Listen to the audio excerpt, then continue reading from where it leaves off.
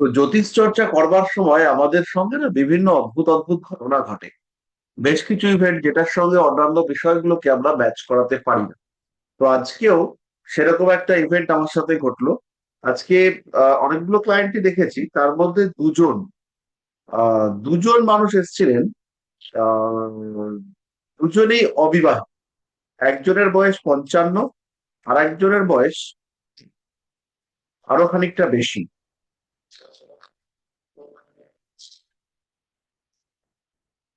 একজনের জন্ম হচ্ছে 70-এ, আর একজনের জন্ম 69। তো এই দুজনের জন্মকুণ্ডলী দুটো আপনারা প্রথমে ডেট অফ বার্থটা নিয়ে নিন। দুজনেই অবিবাহিত। দুজনেরই একজন করে দিদি আছে, বড় দিদি। সেই দিদিও অবিবাহিত। সেই দিদি এদের সঙ্গে, মানে সেই দিদির সঙ্গেই এরা থাকেন। হ্যাঁ, এবং দুজনেই একাকিত্বের কারণে সন্তান অ্যাডপ্ট করবার চিন্তা ভাবনা করছেন। তো বিষয়টা আমার খুব অদ্ভুত লেগেছে। আপনারা একটু ডেট অফ বার্থটা নিয়ে নিন। 27/3/1970। একটু খাতায় লিখে দিতে হবে, 27/3/1970।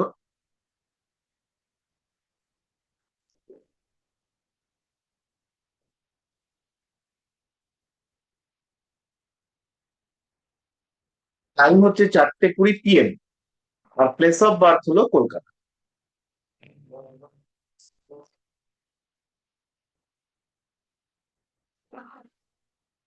4:20 PM।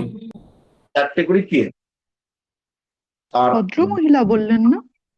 না, দুজনেই ভদ্র পুরুষ। এদের ও, কিন্তু একটা পুরুষ। করে দিদি আছে। এদের সবার দুজনেরই একটা করে বড় দিদি আছে, এবং সেই দিদিও বিয়ে করেন।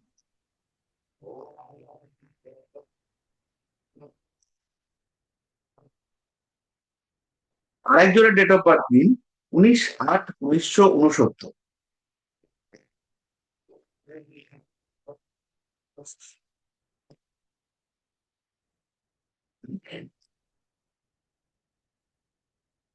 30 PM। আর প্লেস অফ বার্থ করবেন টাইমটা একটু বলুন। 19/8/1969, 1:30 PM। Place of birth Kolkata.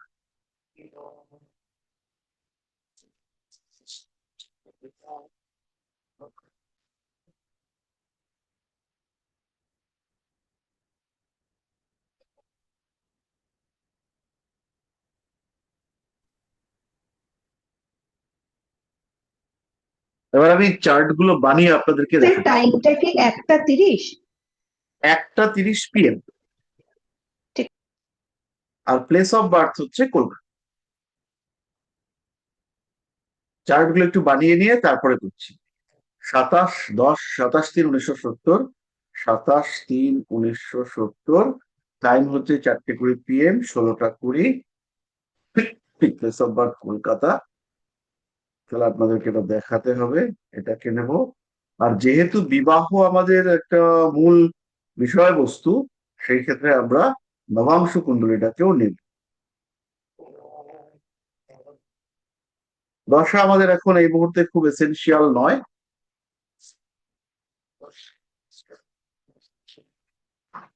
আচ্ছা, তাহলে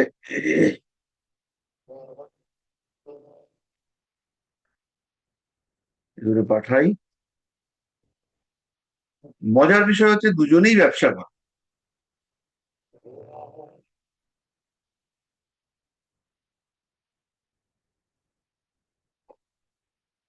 এর পরের জনের ডেট অফ বার্থ হলো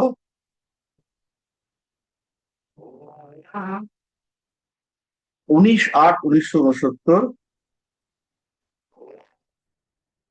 টাইম হচ্ছে 1:30 PM। 13:30। Place of birth Kolkata.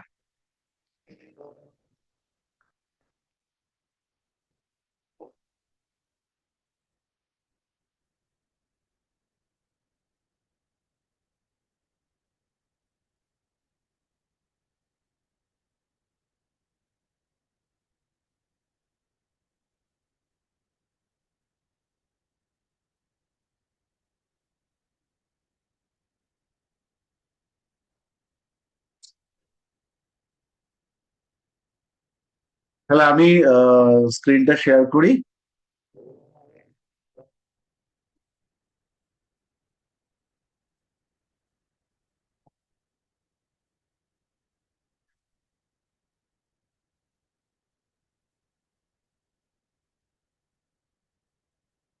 আজকে এই চার্ট দুটো করে খুব মজা পেয়েছি।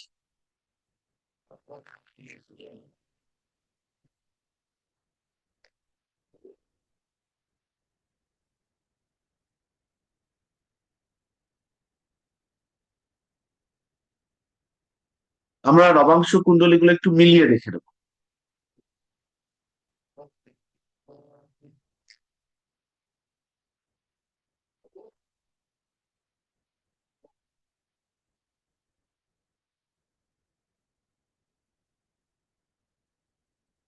এটা হচ্ছে দ্বিতীয় জনের, আর আগেরটা হচ্ছে প্রথম।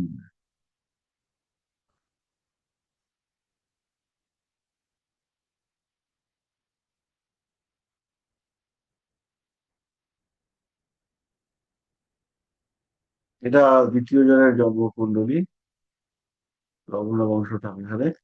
আর আরেকজনেরটাকে আমি একটু নিয়ে আসি।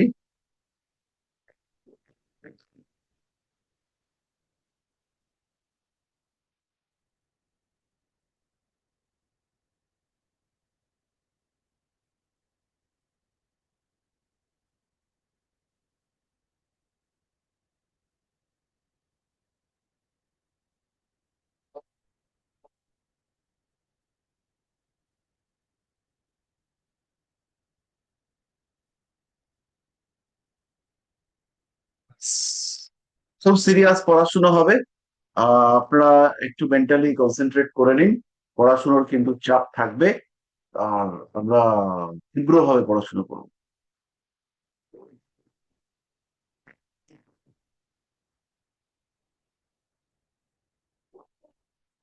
ব্যাস। তাহলে প্রথম কুণ্ডলীটাকে যদি আমরা দেখি, প্রথম কুণ্ডলীটার ভদ্রলোক, ইনি এনার লগ্ন হচ্ছে বৃশ্চিক লগ্ন।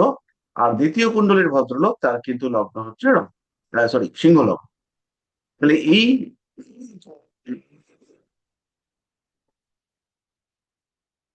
কুণ্ডলীগুলোকে লক্ষ্য করলে দেখতে পাবেন এখানে কিন্তু দুটো কুণ্ডলীতেই রাহু, কেতু ইত্যাদি ইত্যাদি গ্রহদের কিছু না কিছু কানেক্টিভিটি রয়েছে। মজার জিনিস হচ্ছে দুটো মানুষেরই রাহু কিন্তু উম দুটো মানুষের ক্ষেত্রে রাহু কুম্ভ রাতে রয়েছে, এর ক্ষেত্রেও রাহু কুম্ভতে, আর এর ক্ষেত্রেও রাহু কিন্তু কুম্ভ। এটা আমার অদ্ভুত লাগলো। এই মানুষটার ক্ষেত্রে এই যে প্রথম মানুষটা, এই প্রথম মানুষটা এটা হলো, এর একটু হিস্ট্রি আমি লিখে দিই তাহলে আপনাদের সুবিধা হবে বিচার টিচার গুলো করতে।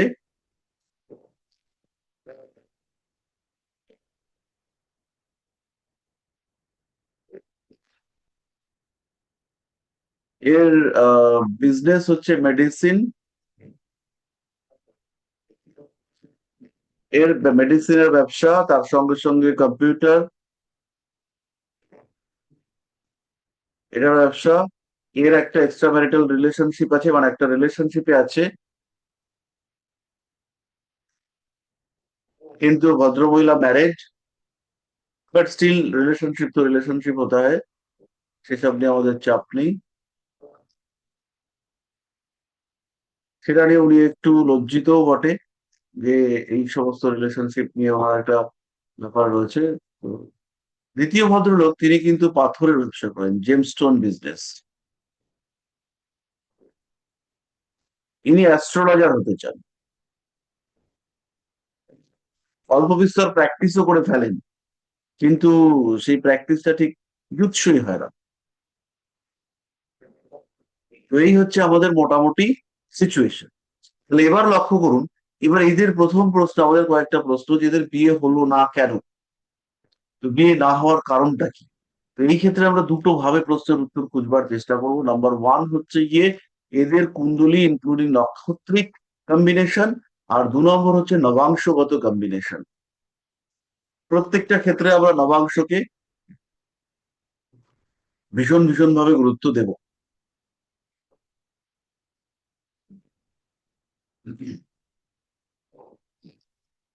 তাহলে প্রথম আমরা দ্বিতীয় লোকটা নবাংশে চলে আসছি। একে লক্ষ্য করুন, এর এখানে লগ্নে রবি মঙ্গল রয়েছে, এবং লগ্নে নবাংশ কুণ্ডলিতে মঙ্গল, তিনি হচ্ছেন গিয়ে এই ঘরটার মালিক, তিনি আসা সত্ত্বেও এখানে কিন্তু বিয়ে হলো না। কারণ হচ্ছে গিয়ে এখানে ঢুকিয়ে রয়েছে, কারণ উনি মানসিক দিক থেকে চন্দ্র শনিযুক্ত থাকার কারণে বিয়ে করতে হবে এই ফিলিংসটাই কখনো নিয়ে উঠতে পারেননি। আর এদিকে হচ্ছে চন্দ্র শনিযুক্ত থাকলে পরে অনেক সময় দেখতে পাওয়া যায় স্পার্ম কাউন্ট কম হয়েছে বা এই ধরনের দুর্বলতা দেখতে পাওয়া গিয়েছে, নিজেদের আত্মবিশ্বাসের অভাব। তাই এই সমস্ত কারণে এই ভদ্রলোক বিয়ের দিকে যাননি। কিন্তু এই ভদ্রলোকের কিন্তু কোনো প্রেমও নেই। প্রেম, রাহু শুক্র নবাংশে মীন রাশিতে রয়েছে, তবুও কোনো প্রেম হয়নি, তাহলে মূল কুণ্ডলিতে অবশ্যই পঞ্চম ভাবটা পীড়িত হয়ে রয়েছে। মূল কুণ্ডলিতে পঞ্চম ভাব পীড়িত হওয়া উচিত। তাহলে মূল কুণ্ডলিতে পঞ্চম ভাব, এই ঘরটা, এই ঘরের উপরে আমরা দেখতে পাচ্ছি কেতুর প্রভাব রয়েছে, আর এই ঘরের অধিপতি তার উপরে শনির প্রভাব রয়েছে। ফলে এই মানুষটার বিয়ে না হওয়া, এই জায়গাটা কিন্তু শনি ভীষণ এফেক্টিভ রেজাল্ট দিচ্ছে। ভীষণ মানে ভীষণ ভীষণ এফেক্টিভ রেজাল্ট দিচ্ছে। তো এই প্রসঙ্গে আমি এই মুহূর্তে যে দুজনের কুণ্ডলী বিচার করছি, এই দুজন মানুষই কিন্তু অবিবাহিত। তাই একটা মজার বিষয়, এই সময়কার হোরারিটাও আমরা দেখতে পাই। তা উচিত আমাদের, কারণ আমরা এটা নিয়ে একটা গভীর গবেষণার মধ্যে নামবো। তাহলে এবার আমি হোরারি কুণ্ডলীটাকে একটু নিয়ে আসি। হোরারিতে আমরা খালি লগ্ন কুণ্ডলীটাকেই দেখি।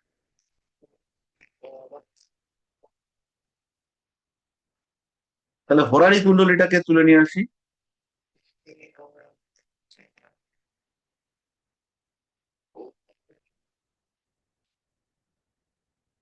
এই যা,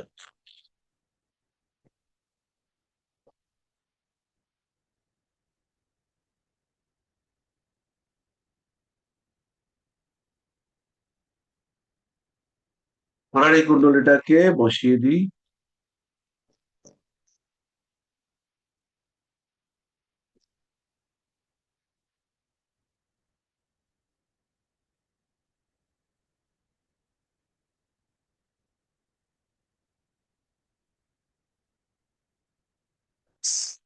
মানে এখানে হোরারি কুণ্ডলীতে লগ্নটার ভ্যালুটা আমি লিখে দিই, এই ভ্যালুটা হচ্ছে কি 1 ডিগ্রি 3 মিনিট।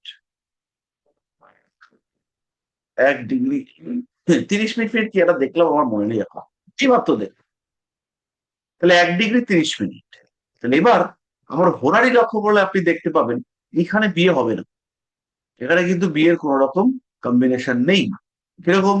লগ্নের সপ্তমে শনি, সপ্তমপতি বক্রী, এখানে বৃহস্পতি রয়েছে, সপ্তমপতি বক্রী। এই ঘরটার ওপরে বা এই ঘরটার ওপরে বসে রয়েছে কে? শনি। শনিকে, শনি হচ্ছে ষষ্ঠ ভাবের অধিপতি, ষষ্ঠ ভাবের অধিপতি, বা শনি হচ্ছে গিয়ে পঞ্চম ভাবের অধিপতি, সেই শনি হয়ে এখানে বসে রয়েছে এবং নিজের নক্ষত্রে। ফলে এটা আংশিক প্ল্যানেট অফ ডিনায়াল হিসেবে কাজ করে গেছে। এর ঠিক দ্বাদশে, ষষ্ঠ ভাবে রাহু এবং বুধের কম্বিনেশন আমরা দেখতে পাচ্ছি। এই রাহু এর 7 নম্বর 5 নম্বর ইত্যাদি ঘরের সঙ্গে কানেক্টেড হলে বিয়ে হওয়ার কথা ছিল, কিন্তু যেহেতু সেটা হয়নি, তাই এই ক্ষেত্রে বিয়েটাও সাকসেসফুল হয়নি। মূল কুণ্ডলিতে যদি আমরা দেখি,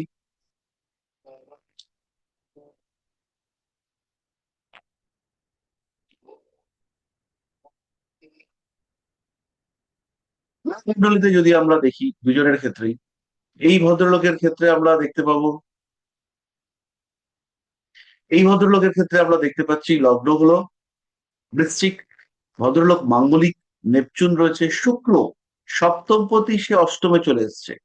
সপ্তমপতির ওপরে শনির দৃষ্টি,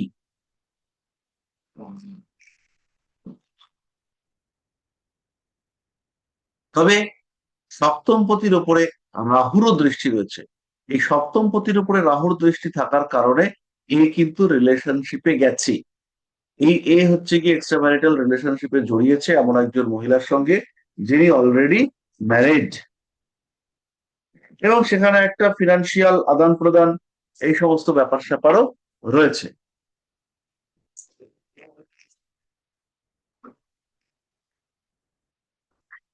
এই অংশটা পরিষ্কার।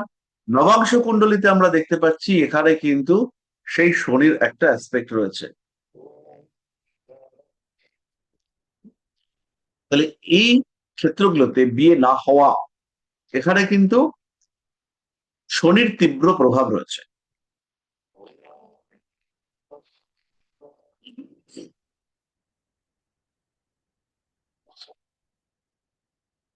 পরবর্তী কুণ্ডলীটাতে যদি আমরা দেখি, পরবর্তী কুণ্ডলীতে লগ্নে কেতু রয়েছে এবং সপ্তমপতি শনি সে কিন্তু নিচস্থ হয়ে রয়েছে। আর এখানে আমরা দেখতে পাচ্ছি সপ্তমের রাহু। এখানে অবশ্যই বিয়ের একটা চাহিদা, বিয়ের যোগাযোগ তৈরি হয়েছিল, কিন্তু নবাংশ কুণ্ডলীটাকে যদি আমরা দেখি সেই ক্ষেত্রে এখানেও কিন্তু শনির তীব্র প্রভাব রয়েছে। শনির যে সপ্তমপতির উপরে দৃষ্টি, শনির আহ সপ্তম ভাবের পঞ্চমে অবস্থান ইত্যাদি কারণে চন্দ্রের সঙ্গে শনির সংযোগ, এখান থেকে চন্দ্রের সপ্তম ভাবের উপরে শনির দৃষ্টি ইত্যাদি কারণে কিন্তু জটিলতা তৈরি হয়েছে এবং আলটিমেটলি বিবাহ সম্পূর্ণ হয়নি।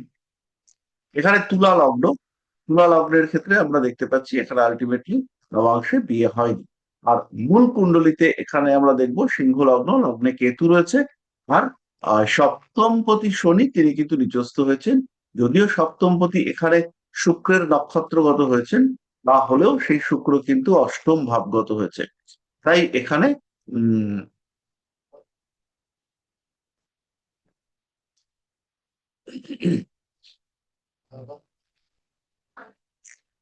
কানেকশন তৈরি হয়।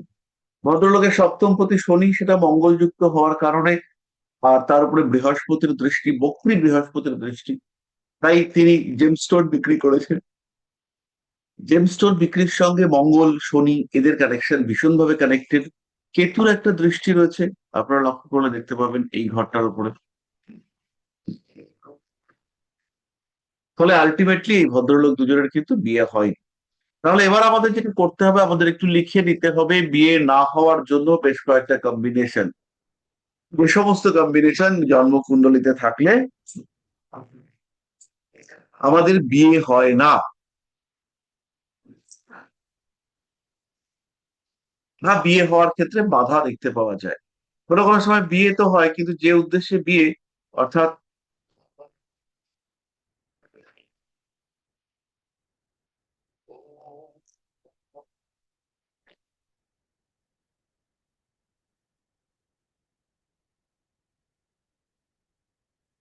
যে উদ্দেশ্যে বিয়ে, সেই উদ্দেশ্য অর্থাৎ সন্তান প্রাপ্তি সেটা ফুলফিলড হয় না।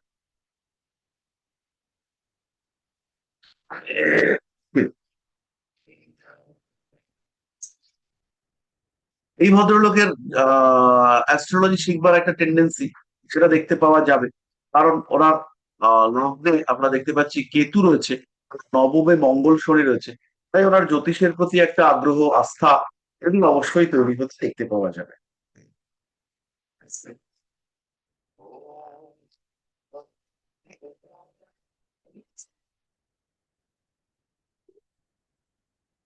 এবার আপনাদের কিছু বলার থাকলে একটু বলুন, তারপর আমি সূত্রগুলো লিখিয়ে দিচ্ছি। বলবো স্যার। হ্যাঁ, স্যার দুটো চার্টেই শনি নিচস্থ, একটাতে নিচভঙ্গ হয়েছে আর একটাতে নিচভঙ্গ হয়নি। আর এই যে বৃশ্চিক লগ্ন, এর তৃতীয় পতি শনি নিচস্থ হওয়ার কারণে এই লোকটা যে বিয়ের জন্য চেষ্টা করেছে বা বাড়ি থেকে কেউ চেষ্টা করেছে এরকমটা স্যার নয়, এটা স্যার আমার মনে হয়। হ্যাঁ, আরেকটা জিনিস আমাদেরকে বলতে হবে, সেটা হচ্ছে এই দুজনেরই কিন্তু বড় দিদি আছে, আর দুজনেরই দিদি তারা কিন্তু অবিবাহিত। এর লজিকটা কোথা থেকে এলো?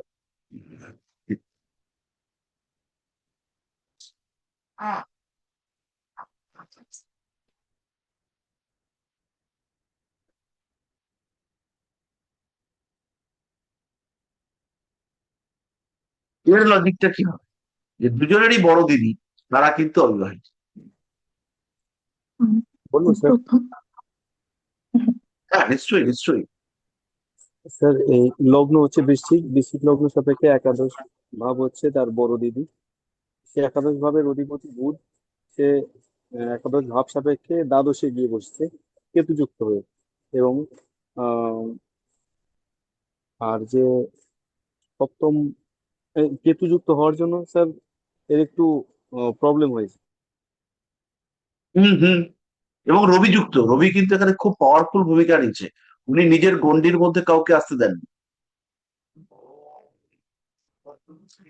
নোবডি ক্যান টাচ মি, এরকম একটা ব্যাপার।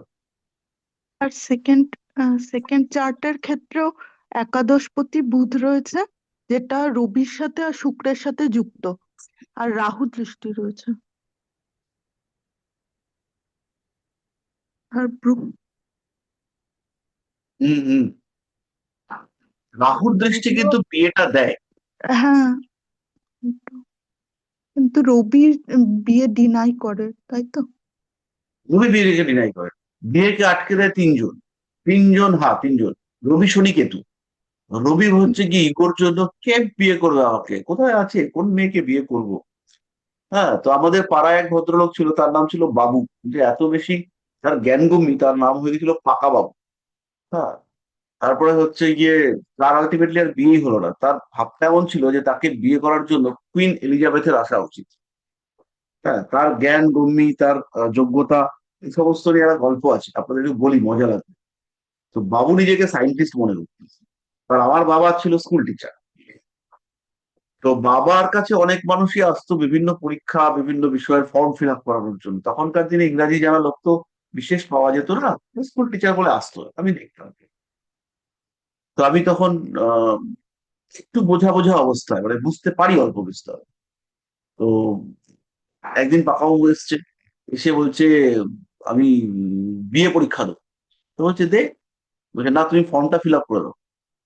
আসতাম না, আর তুমি, ভাবলাম তুমি বসে আছো তাই আসলাম, এবার আর ব্যাপার। তো সবসময় তার একটা তুচ্ছ তাচ্ছিল্য ব্যাপার হচ্ছে। তো এবার তো ফর্মটা বাকি সবকিছু ফিল আপ করবার পরে এবার সাবজেক্ট সিলেক্ট করতে হবে।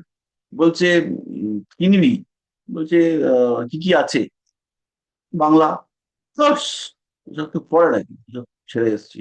ইংরাজি, ম্লেচ্ছ ভাষা, এটা ওটা সেটা করবার পরে তারপরে হচ্ছে গিয়ে লাস্টে এসে দাঁড়ালো পলিটিক্যাল সায়েন্স। বলছে তুমি এই সায়েন্সটাকে 1 নম্বরে দেবে।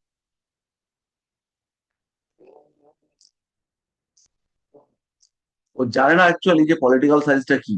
তো ও তো নিজেকে বিজ্ঞানী ভাবে, যেহেতু একটা সায়েন্স এসছে বাংলা বিএ পরীক্ষার মধ্যে পলিটিক্যাল সায়েন্স, ও বলছে এই সায়েন্সটাকে তুমি 1 নম্বরে দাও। বুঝতে পারছেন কি তার পড়াশোনার লেভেল। তো এইরকম লোক, এরা হচ্ছে কি ভয়ঙ্কর ইগো, কিন্তু একে কিছু বলা যাবে না, একে বললে পরে এর বিশাল নলেজ, বিশাল ধার সবকিছু রয়েছে। এই ইগো প্রবলেম হচ্ছে গিয়ে রবি দিয়ে থাকে। ফণি, সে হচ্ছে গিয়ে কিছু অদ্ভুত দুর্বলতা দেয়। দুর্বলতা, সংসার করব না, একাকিত্ব ভালোবাসি, সাধু হব, এই টাইপের মেন্টালিটি। দুর্বলতার থেকেও একাকিত্বের প্রেরণা, এটা এখানে বেশি গুরুত্বপূর্ণ। বুধ, সে কিছু চাইল্ডিশ বিহেভিয়ারের জন্য বিয়ের ক্ষেত্রে বাধা দিয়ে দেয়। না এখন বিয়ে করব না, না বিয়ে করবো না, পরে করবো, ইচ্ছা করছি। এই করতে করতে আলটিমেটলি দেখা গেল বয়স পার হয়ে গেল কিন্তু বিয়েটা আর হলো না। কেতু, সেও বিয়েতে বাধা দেয়। কেতু কিন্তু শারীরিক এবং মানসিক দুর্বলতার কারণে, বিয়ে করব ঘর চালাতে পারবো তো, ভয় লাগছে, না বাবা বিয়ে করবো না, বিয়ে করবো বউ বকা দেবে না তো, না বাবা বিয়ে করবো না। এইটা হচ্ছে গিয়ে কেতু, সে কিন্তু বিয়ে দেয় না। তো রবি ইগো প্রবলেমের কারণে, বা কাউকে ভালোবেসেছিল, যে সেই ভালোবাসা নষ্ট হয়ে গেছে, আর কোনোদিন কাউকে বিয়ে করেনি। এরকম বহু মানুষ আমি দেখেছি, যাদের লগ্নে সপ্তমে রবি আছে, তারা প্রেম করেছিল কিন্তু সেই প্রেম কন্টিনিউ করতে পারেনি। প্রেম কন্টিনিউ করতে পারেনি বলে পৃথিবীর কাউকে আর বিয়ে করেনি। তো এটা আমি বহু লোকের ক্ষেত্রে দেখেছি। মানে এটা খুব পাবেন আপনারা, লগ্নে সপ্তমে পঞ্চমে রবি, এটা দেখতে পাওয়া যায়। তো এবার আহ আমরা হচ্ছে গিয়ে সূত্রগুলো একটু লিখে নিই।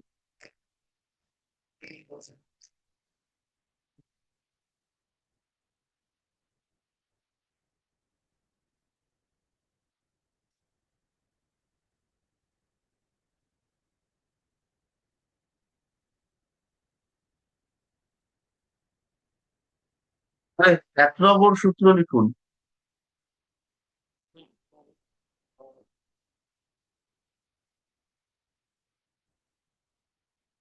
সান মানে রবি, কেতু, শনি, at 7. একটু রিপিট করবেন? হ্যাঁ হ্যাঁ হ্যাঁ করবো।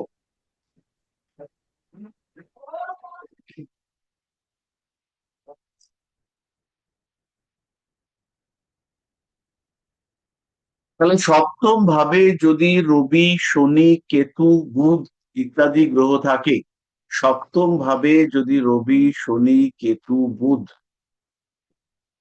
ইত্যাদি গ্রহ থাকে এবং যদি এই গ্রহদের নক্ষত্র অধিপতি এবং যদি এই গ্রহদের নক্ষত্র অধিপতি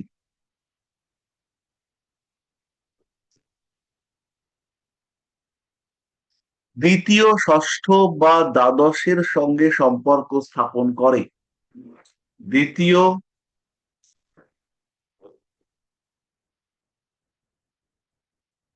দ্বিতীয়, ষষ্ঠ বা দ্বাদশ এর সাথে সম্পর্ক স্থাপন করে, সেই ক্ষেত্রে জাতক বিবাহ সম্পর্কে অনিচ্ছাযুক্ত হয়।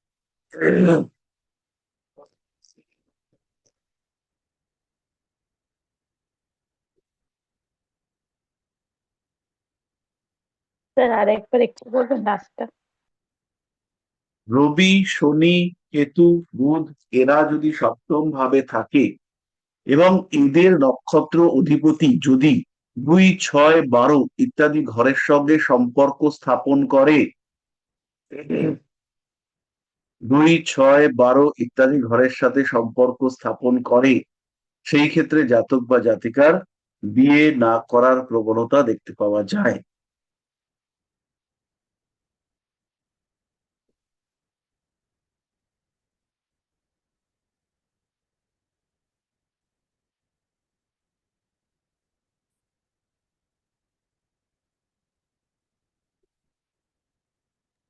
স্যার একটা প্রশ্ন করব। হুম হুম। সপ্তমে রবি যদি উচ্চস্থ থাকে তাহলে কি এটা হবে? ওরে বাবা, তাহলে তো খুব বেশি হবে। শুক্রযুক্ত রবি উচ্চস্থ সেই ক্ষেত্রে সব বিয়ে হতেও পারে, বিয়ে হলে সেই বিয়ে টেকারও মুশকিল আছে, খুব মুশকিল। তুলা লগ্ন। সেই বিয়ে কিন্তু টেকা খুব মুশকিল। আচ্ছা আচ্ছা।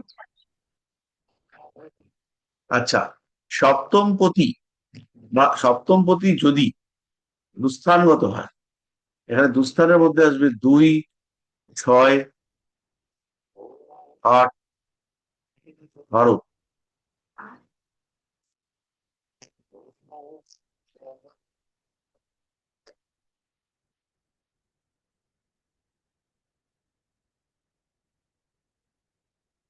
সপ্তমপতি যদি দ্বিতীয়, ষষ্ঠ, অষ্টম এবং দ্বাদশ ভাবগত হয়,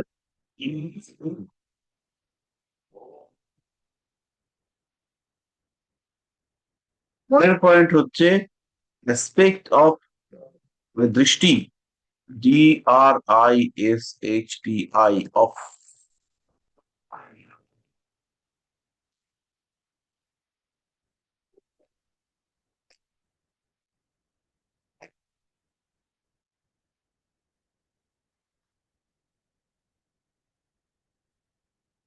সপ্তমপতির উপরে যদি রবি, বুধ, শনি, কেতু ইত্যাদির দৃষ্টি থাকে, তাহলে এই জাতক বা জাতিকার বিয়ে না করার প্রবণতা দেখতে পাওয়া যায়।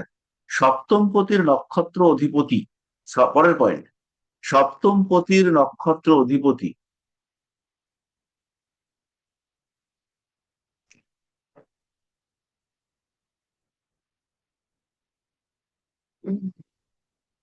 সপ্তমপতির নক্ষত্র অধিপতি যদি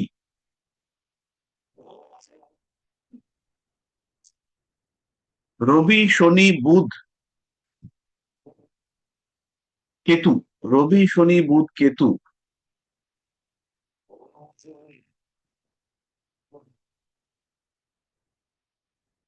রবি শনি বুধ কেতুর সঙ্গে অ্যাসোসিয়েশনে থাকে, তাহলে এই জাতকের বিয়ে না করার প্রবণতা দেখতে পাওয়া যায়।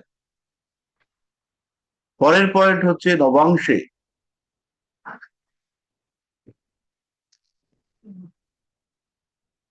যদি নবাংশে লগ্ন যদি ওই শনি রাহু বুধ কেতু এদের সঙ্গে যুক্ত হয়, এখানে কিন্তু নবাংশে সপ্তম নয়, নবাংশে হলো আমার লগ্ন।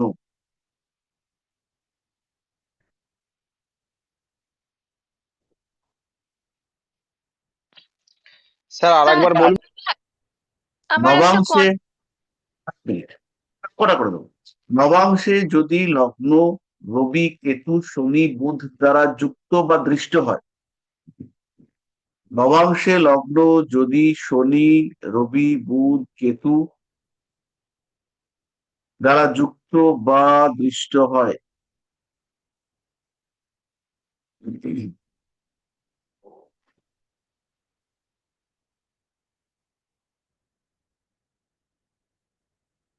তাহলে বিয়ে না হওয়ার সম্ভাবনা হয়।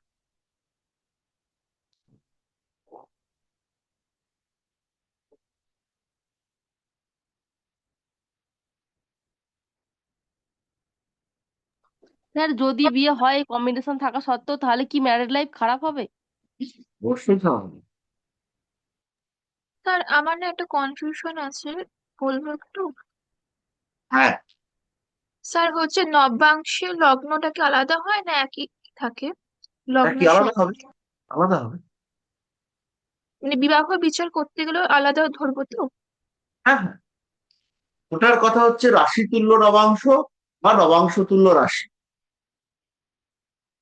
ওই কনসেপ্টটা একটু ডিফারেন্ট, কিন্তু এখানে নবাংশ লগ্নটাকেই আমরা ধরবো। আচ্ছা, পরের পয়েন্ট হচ্ছে নবাংশে লগ্ন বা 7 নম্বর ঘর যদি বলবান রাহুর সঙ্গে কানেক্টেড থাকে, নবাংশে লগ্ন বা সপ্তম ভাব যদি বলবান রাহুর সঙ্গে কানেক্টেড থাকে, তাহলে কিন্তু বিবাহিত জীবনে অশান্তি অস্থিরতা দেখতে পাওয়া যায়।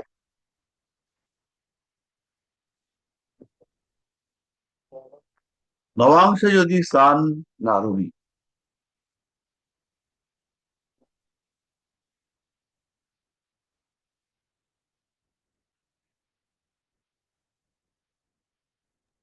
স্যার স্যার বলবান রাহুর সঙ্গে যুক্ত হলে বিবাহ হবে, কিন্তু বিবাহর পরে অশান্তি হবে, তাই তো? না, বিবাহ হবে না। ও, বিবাহ হবেই না। বিবাহ হতেও পারে, আমাদের তো কম্বিনেশন রয়েছে, হতেও পারে, কিন্তু এগুলো হচ্ছে বিয়ে না হওয়ার কম্বিনেশন। হুম।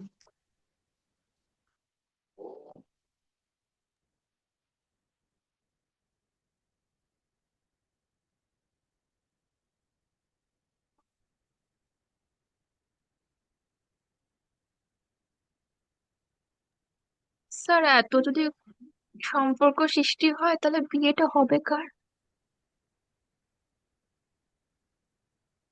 হ্যাঁ স্যার, কার বিয়েটা হবে স্যার? কাদের হবে?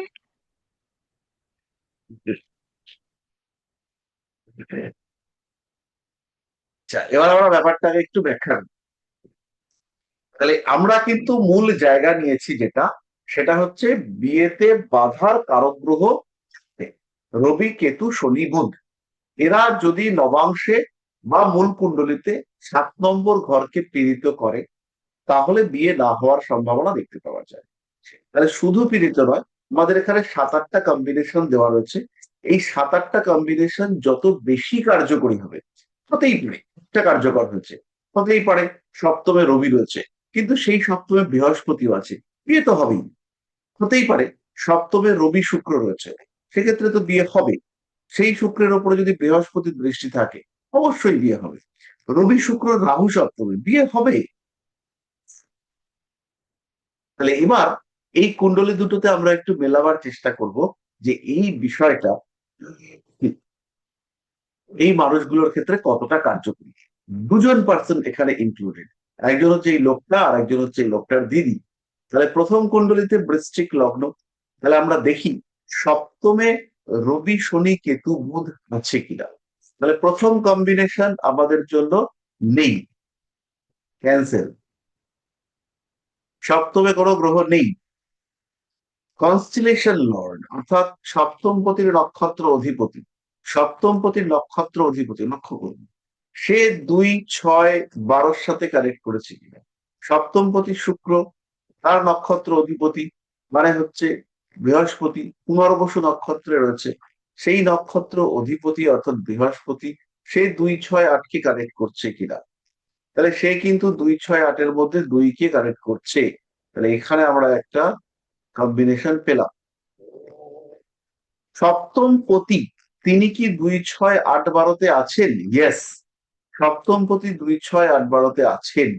তাহলে এই ক্ষেত্রে বিবাহ না হওয়ার একটা কম্বিনেশন পেলাম। রবি কেতু শনি বুধের দৃষ্টি, এটা সপ্তম পতির উপর, সপ্তম পতির নক্ষত্র অধিপতির উপর এই সমস্ত রয়েছে কিনা।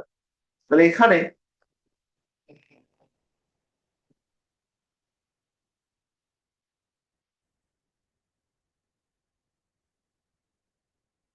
সপ্তম পতির দৃষ্টি অফ রবি শনি বুধ কেতু, এদের দৃষ্টি সপ্তম পতির উপর, সপ্তম পতির নক্ষত্র অধিপতির উপর রয়েছে কিনা। তাহলে এখানে বুধের দৃষ্টি নেই, কিন্তু শনির দৃষ্টি আছে। লক্ষ্য করলেই দেখতে পাবেন যে এখানে কিন্তু শনির দৃষ্টি রয়েছে। আর কার দৃষ্টি রয়েছে? মঙ্গলের অষ্টম দৃষ্টি রয়েছে। তাই এই মঙ্গলের দৃষ্টি রয়েছে, রাহুর দৃষ্টি রয়েছে, ইত্যাদি কারণে বিয়ে না করলেও উনি কিন্তু একটি সম্পর্কে জড়িয়েছেন। এবার এই কুণ্ডলিতে আমরা নবাংশে চলে যাই। নবাংশে বলছে লগ্নের রবি কেতু শনি বুধ এরা আছে কিনা, বা এদের কোনো অ্যাসপেক্ট আছে কিনা। তো লগ্নে, লগ্নে সেসব কিছু নেই। লগ্নের অধিপতি অর্থাৎ শনি, তার সঙ্গে কারোর দৃষ্টি বা এরকম কিছু সেরকম ভাবে হয়নি। নবাংশে একটা শনি চন্দ্র কম্বিনেশন হয়েছে। নবাংশে নবাংশে লগ্ন এবং চন্দ্র দুটোর ওপরই কিন্তু, নবাংশে লগ্ন এবং চন্দ্র দুটোর ওপরেই শনির দৃষ্টি রয়েছে। সপ্তমপতি তার উপরে কেতুর দৃষ্টি, লগ্নপতি বা লগ্ন তার উপরে রাহুর দৃষ্টি, চন্দ্রের উপর রাহুর দৃষ্টি, লগ্নপতির উপরে কেতুর দৃষ্টি। ফলে এইখানে লগ্ন সপ্তম এর সঙ্গে রাবি সরি রবি কেতু শনি বুধ এরা অ্যাসোসিয়েটেড হয়ে গেছে। নবাংশ কুণ্ডলিতে রবি কেতু শনি বুধ কেউ তুঙ্গ আছে কিনা? ইয়েস, আছে।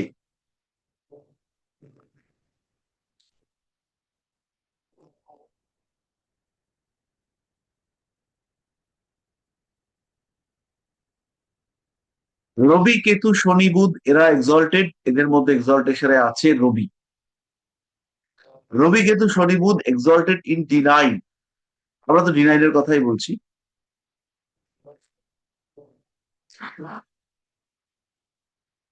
তাহলে এই পয়েন্টটাও আছে। এদিকে আমরা দেখতে পাচ্ছি একটা পয়েন্ট পেলাম, এই একটা পয়েন্ট পেলাম, দৃষ্টি of Rabi Ketu Shani Budh on seventh constellation Lord or seventh in association with. তাহলে সেভেন্থ মানে হচ্ছে শুক্র, সেখানে রাহুর দৃষ্টি রয়েছে, শনির দৃষ্টি রয়েছে, মঙ্গলের দৃষ্টি রয়েছে। এবং কুণ্ডলীটাকে যদি আমরা দেখি, এই কুণ্ডলীর সবচেয়ে বলবান পার্ট, সবচেয়ে বলবান পার্ট সেটা হলো রবি বুধ কেতু কম্বিনেশন। ফলে এই মানুষটার বিয়ে করবার ক্ষেত্রে একটা সমস্যা, ডিলে, ডাইলেমা ইত্যাদি তৈরি হতে দেখতে পাওয়া গিয়েছে। কিন্তু এই ডাইলেমা হচ্ছে অস্থায়ী। এইবার এই মানুষটা যদি চায় তাহলে ইনস্ট্যান্টেনিয়াসলি এর বিয়ে হতে পারে, কারণ লগ্নে বৃহস্পতি রয়েছে। তার সঙ্গে সঙ্গে কিছুদিনের মধ্যেই একাদশে একাদশে বা লগ্নে বৃহস্পতি রয়েছে, লগ্নের একাদশে বৃহস্পতি রয়েছে। কিছুদিনের মধ্যেই বৃহস্পতি যখন এই ঘরটাতে আসবে, তখন এই বৃহস্পতির দৃষ্টি আর লগ্নের উপরে পড়বে। ফলে সেই সময় কিন্তু বিয়ে করবার টেন্ডেন্সি, প্রবাবিলিটি ভীষণ ভীষণ ভাবে বাড়তে দেখতে পাওয়া যায়। এবার প্রশ্ন হচ্ছে দিদি, এই সূত্রগুলো কতটা মিলছে চেক করুন। দিদির তো বিয়ে হলো না, দিদির বিয়ে কেন হলো না?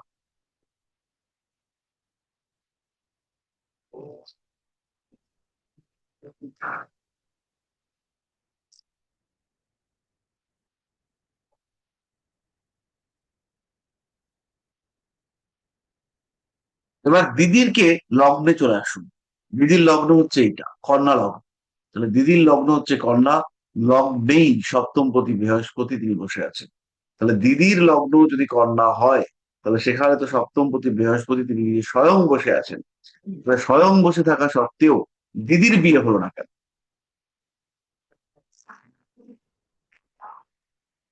স্যার বৃহস্পতিটা চন্দ্রের নক্ষত্রে আছে, চন্দ্রটা দ্বিতীয় অবস্থান করছে।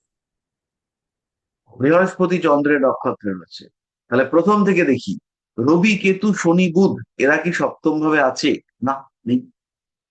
সপ্তমপতি তার নক্ষত্র অধিপতি, সপ্তমপতির নক্ষত্র অধিপতি অর্থাৎ সপ্তমপতি বুধ, সে রয়েছে হস্তা নক্ষত্র। সেই সপ্তমপতির নক্ষত্র অধিপতি সে কি 2-6? হ্যাঁ, সপ্তমপতির নক্ষত্র অধিপতি, সপ্তমপতি মানে হচ্ছে বৃহস্পতি। সপ্তমপতি এখান থেকে দেখলে বৃহস্পতি মানে দিদির হাজবেন্ড, তার নক্ষত্র অধিপতি অর্থাৎ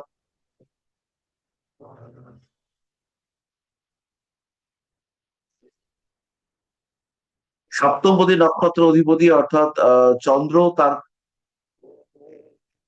সে কিন্তু দ্বিতীয় ভাবের সঙ্গে অ্যাসোসিয়েটেড হয়েছে। তাহলে 2 নম্বর পয়েন্ট এফেক্টিভ হয়েছে। সপ্তমপতি কি 2, 6, 8, 12-তে বসে আছে? সপ্তমপতি এখান থেকে হচ্ছে বৃহস্পতি, সে 2, 6, 8, 12-তে বসে নেই।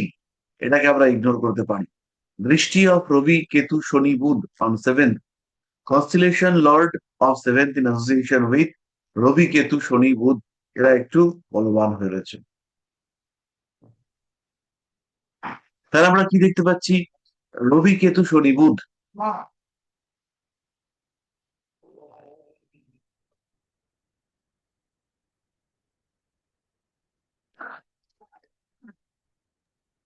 স্যার দিদির সপ্তম ভাবটা রাহু এবং শনির দ্বারা স্যান্ডউইচ হয়েছে, এটা কি হতে পারে? এটা তো পাপ মধ্যগত হয়েছে, অবশ্যই এটা হতে পারে। এবং যাকেই পছন্দ করেছে আরেকটু বেটার চাই, আরেকটু বেটার চাই, এই সমস্ত করে এই সম্বন্ধগুলোকে বরবাদ করেছে। এবার আমরা নবাংশে চলে আসি, তার আগে একটু পরিষ্কার করে নিই জায়গাটা।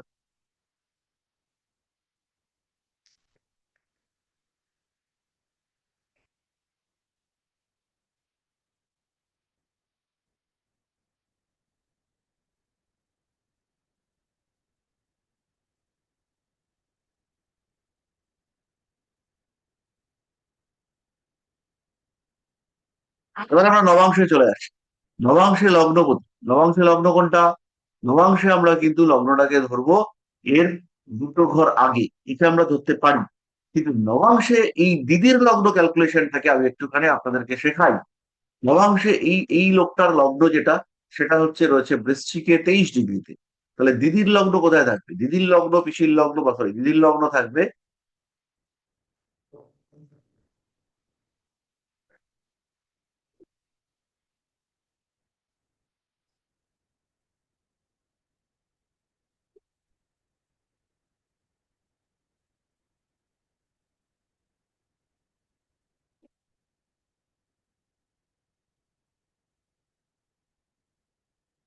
তাহলে লগ্নটা রয়েছে 23 ডিগ্রিতে। 23 ডিগ্রি মানে হলো কত নম্বর নবাংশ একটুখানি বলতে হবে। 23 ডিগ্রি 30 মিনিট, তার মানে হচ্ছে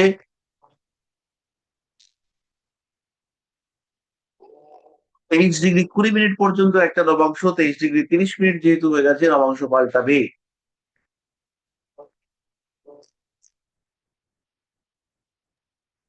8 নাম্বার স্যার। হ্যাঁ, 8 নম্বর, 8 নম্বর হবে। 8 নম্বর নবাংশ হবে। গুনবো কোথা থেকে? জল তত্ত্বের রাশি, জল তত্ত্বের রাশি, তার মানে হচ্ছে কর্কট থেকে গোনা শুরু করবো, কর্কট। কর্কট থেকে গোনা শুরু করবো। কিন্তু এইখানে ঘটনাটা হচ্ছে, জায়গাটা কিন্তু পৃথ্বী তত্ত্বে। তাহলে এখানে গোনাটা কোথা থেকে শুরু হবে? এখানে অষ্টম নবাংশ, অবশ্যই আমাদের গোনা শুরু হবে এই জায়গাটা থেকে, মকর থেকে। মকর। হ্যাঁ, মকর থেকে গুনলে পরে আবার অষ্টম নবাংশ কোথায় আসবে? সিংহতে। তাহলে এর সিংহ। দিদির ক্ষেত্রে নবাংশ লগ্ন সেটা হচ্ছে সিংহ। এইটা কিন্তু একটু অদ্ভুত ক্যালকুলেশন। নবাংশ মানে কিন্তু একটা ঘর আগে নিব না আমরা। এখান থেকে আমরা দিদির, ভালো করে শুনুন, এখান থেকে আমরা দিদির ভাবস্ফুট বিন্দু ক্যালকুলেট করব। সেই ভাবস্ফুট বিন্দুর রেসপেক্টে আমরা দিদির লগ্ন খুঁজে বার করবো নবাংশে।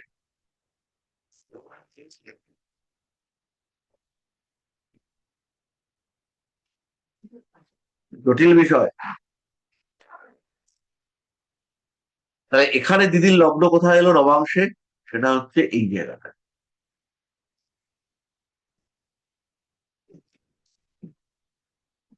এটা কিন্তু ওর লগ্ন নয়, এটা হচ্ছে দিদির লগ্ন।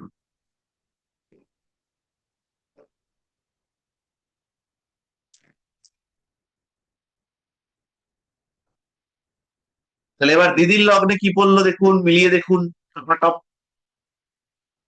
নবাংশ কুণ্ডলিতে লগ্নে রইল শনি, রবি তুঙ্গ হয়ে বসে রইল নবমে। লগ্নপতি রবি, সে তুঙ্গ। সপ্তমপতি লগ্নে রয়েছে কিন্তু সে তো শনি।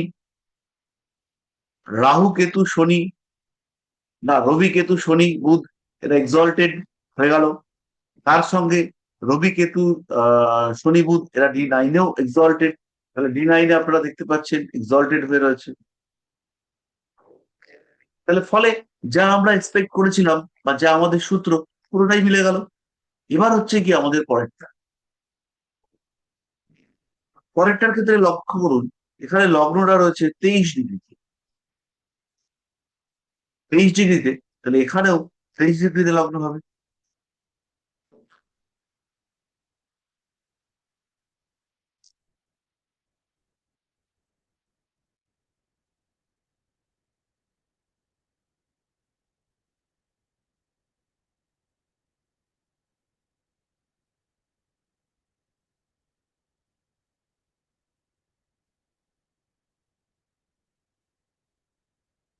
এটা হচ্ছে লগ্ন, তাহলে লগ্নের ডিগ্রি হচ্ছে 23 ডিগ্রি।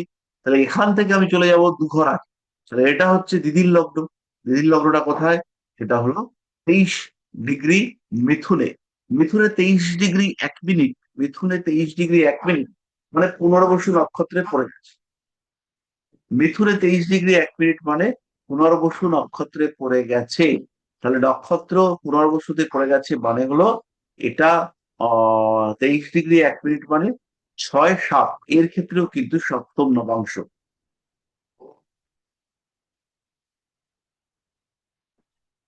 তাহলে বায়ু তত্ত্বের গণনা কোথা থেকে করবো, এখান থেকে। তাহলে এখানে আমরা দেখতে পাচ্ছি যে নবাংশ কিন্তু সপ্তম নবাংশ। তাহলে সপ্তম নবাংশ বায়ু তত্ত্ব থেকে গুনলে পরে এখানে এসে পৌঁছবে। তাহলে এর ক্ষেত্রে নবাংশ লগ্ন বা দিদির জন্য নবাংশ লগ্ন, সেটা হচ্ছে মেষ।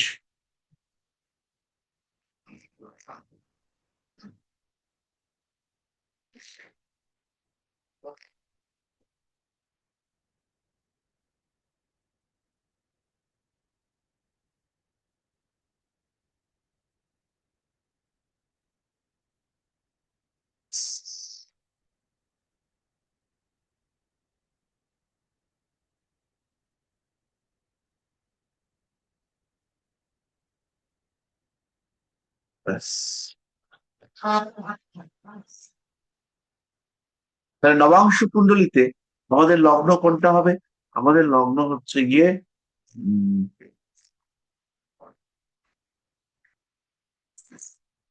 লগ্নের ক্যালকুলেশন হবে, যেহেতু আমাদের এখানে লগ্ন অগ্নিরাশিতে আছে, তাই অগ্নিরাশির, সরি ভুল বললাম, নবাংশের ক্যালকুলেশন নবাংশ হচ্ছে এখান থেকে পড়বে। তাহলে এই রেসপেক্টে আমরা গুনেছি এইখান থেকে।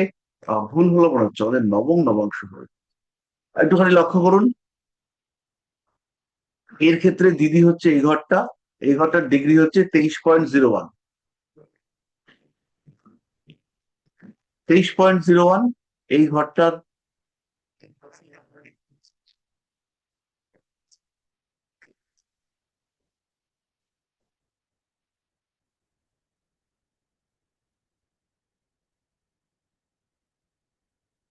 তাহলে মিথুন রাশিতে 23.01 মানে এটা হচ্ছে সপ্তম নবাংশ। সপ্তম নবাংশ আমি গুনবো থেকে এখান থেকে, এখান থেকে মানে ওর যে বায়ুতত্ত্বের চর রাশি সেখান থেকে। তাহলে সপ্তম নবাংশ মানে হচ্ছে এই ঘর। নবাংশে এই ঘরটা কিন্তু হলো ওর লগ, ওর দিদির লগ। তাহলে বড়দিকে পেয়ে গেলাম আমরা এখানে। তাহলে দেখুন, বড়দির সপ্তম ভাবে রবি মঙ্গল রয়েছে, দৃষ্টি রয়েছে, পঞ্চমে শনি চন্দ্র রয়েছে, 6th হাউসে কেতু রয়েছে, বৃহস্পতি একমাত্র তাকে আমরা দশমে দেখতে পাচ্ছি। তাহলে ভবিষ্যতে কর্মক্ষেত্র সংক্রান্ত কোনো মানুষের সঙ্গে অ্যাটাচমেন্ট, তার সঙ্গে লং টার্মের জন্য থাকার প্ল্যানিং, এগুলো কিন্তু সৃষ্টি হতে পারে। তাহলে আমরা দিদির চার্টটা মিললো, আর এবার আমরা ম্যাচ করাবো হোরারি কুণ্ডলীর সাথে। এটাকে একটুখানি লক্ষ্য করলেই হয়ে যাবে।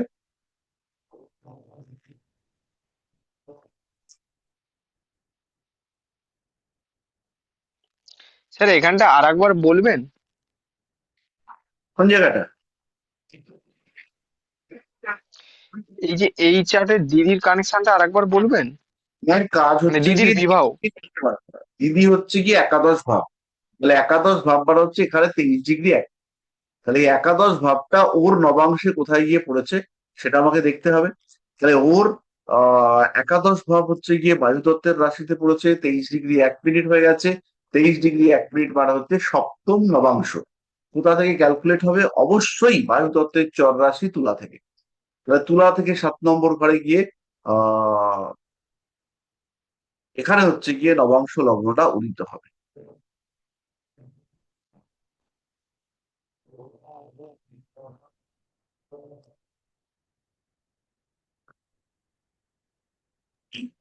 স্যার আপনি বললেন না দিদির বিয়েটা কোনো কর্মক্ষেত্রে থাকা অবস্থায় আলোচনা হবে। বৃহস্পতিটা দশমে আছে এর জন্য। আহ বৃহস্পতি দশমে আছে, এটা একটা বড় কারণ।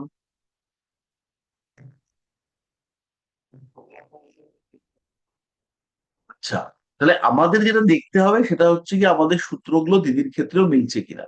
তাহলে দিদির ক্ষেত্রে প্রথম চার্টে আমরা মিলিয়ে নিয়েছি। দ্বিতীয় চার্টের ক্ষেত্রে আমরা দেখতে পাচ্ছি রবি শনি কেতু বুধ এট 7। 7 মানে কার 7? এইখানে। এখানে রবি শনি কেতু বুধ কিচ্ছু নেই, কারণ এখন এটা কিন্তু লগ্ন। এখন এটা লগ্ন। তাহলে এর সপ্তমে রবি শনি কেতু বুধ নেই। দৃষ্টি দৃষ্টি নেই। 2 6 12 সপ্তমপতি 2 6 12 সঙ্গে কানেক্ট করেছে কিনা। সপ্তমপতি কে? দেবগুরু বৃহস্পতি। কোথায় তিনি? তিনি 10 নম্বর রাহুর নক্ষত্রে বসে আছেন।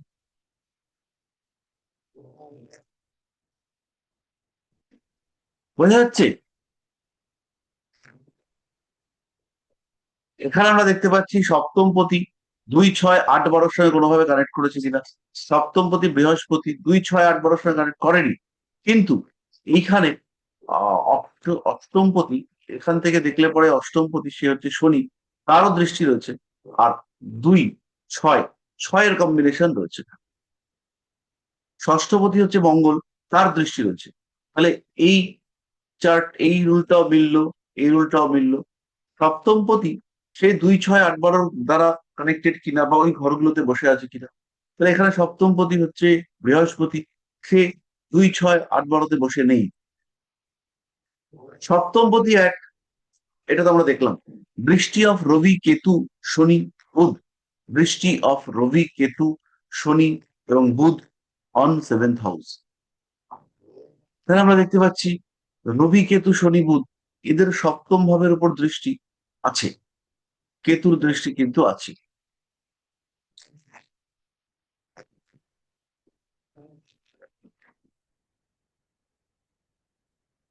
তাহলে মোটামুটি আমরা বিষয়গুলো বুঝতে পারলাম।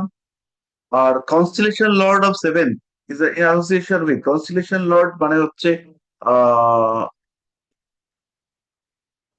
বৃহস্পতি কার নক্ষত্রে রয়েছে? 10 নম্বর মানে হচ্ছে রাহুর নক্ষত্রে। সেই রাহু, সেই রাহু কিন্তু 7th হাউসেই রয়েছে। ফলে এই মানুষের বিয়ে হওয়ার একটা সংযোগ, এটা আলটিমেটলি দেখতে পাওয়া যাচ্ছে। বিয়ে হবেই না এটা কিন্তু নয়। অন্যদিকে আমরা দেখতে পাচ্ছি নবাংশ কুণ্ডলিতে রুলস গুলো কতটা কার্যকরী হচ্ছে। নবাংশের লগ্ন রবি কেতু শনি বুধ বা এদের দ্বারা দৃষ্টিপ্রাপ্ত। তাহলে আমরা নবাংশ কুণ্ডলিতে কোনটা ওর লগ্ন সেটাকে আমরা দেখে নিচ্ছি। লগ্ন হচ্ছে এটা। তাহলে রবি মঙ্গল এদের দ্বারা দৃষ্টিপ্রাপ্ত। শনির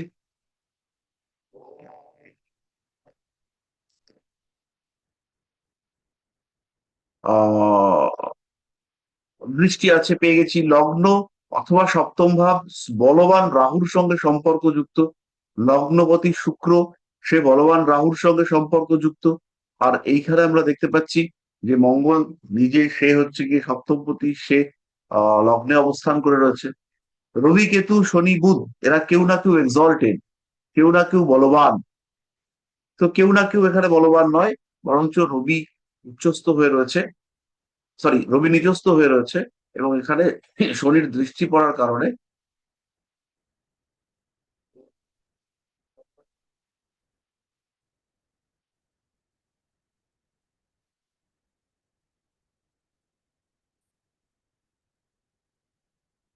নিচস্থ হয়ে থাকা সত্ত্বেও মঙ্গল যুক্ত হয়ে থাকা, শনির দৃষ্টি পড়ে থাকা, এগুলোর কারণে ব্যাপারটা বলবান হয়েছে। আর লাস্ট হচ্ছে গিয়ে রবি কেতু শনি বুধ এরা এক্সল্টেড ইন ডিনাইন। তো এখানে কেউ এক্সল্টেড নেই, বরঞ্চ বলা যেতে পারে শুক্র উচ্চস্থ হয়ে রয়েছে, রাহুর সঙ্গে কানেক্টেড। কিন্তু শুক্রর যেমন উচ্চ ভঙ্গ হয়েছে, বৃহস্পতির কিন্তু নিচ ভঙ্গ হয়েছে। তাহলে বিষয়টা মোটামুটি আমাদের মাথার মধ্যে ঢুকলো কিছুটা।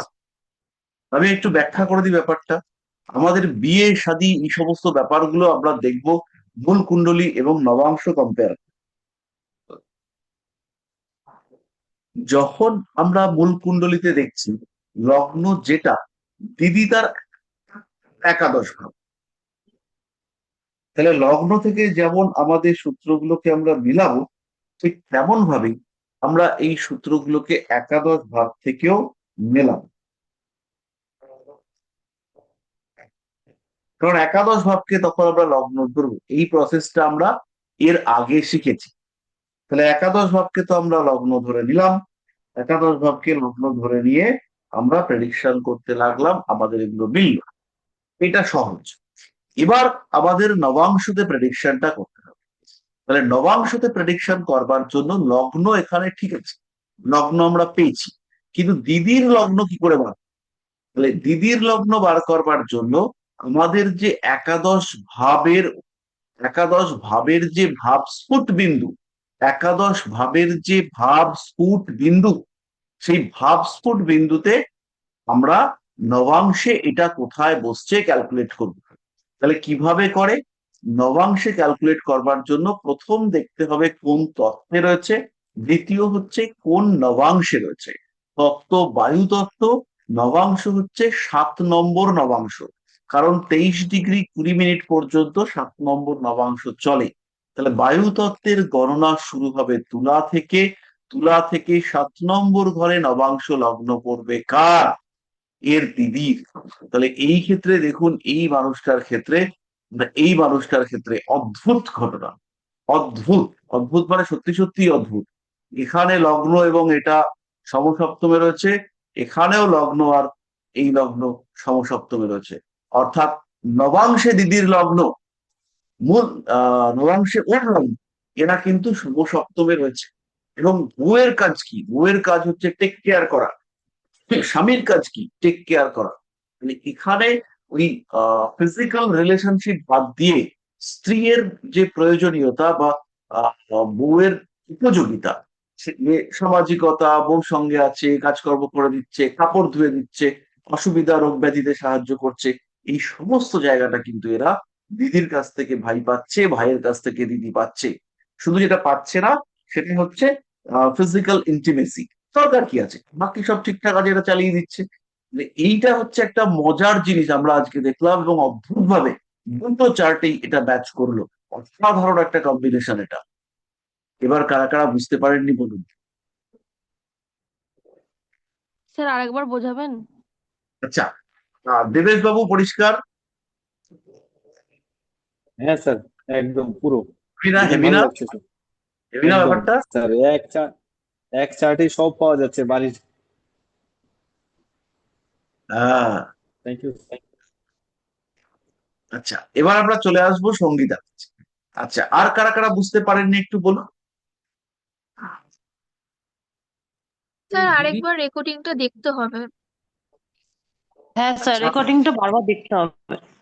হ্যাঁ, স্যার ওই যে সমসপ্তমে লবাংশেতে যেটা লগ্ন নির্ণয় করা, যেটা ব্যাপারটা বললেন না, 23°20' অব্দি সপ্তম নবাংশ না কি একটা বললেন না, এটা লাইনটা, হ্যাঁ, ওটা ঠিক আমাদের ক্লিয়ার নেই। আমার ক্লিয়ার নেই, আমাদের 225 ব্যাচে জানি আমি না কার ক্লিয়ার আছে। বলে দিচ্ছি, এক্ষুনি বলে দিচ্ছি। আর আর কেউ বলুন। স্যার আমারও ক্লিয়ার নেই। হ্যাঁ স্যার, বলছি স্যার ভাব স্ফুটের ব্যাপারটা একটু বলে দেবেন স্যার। বলে হ্যাঁ দিচ্ছি। স্যার।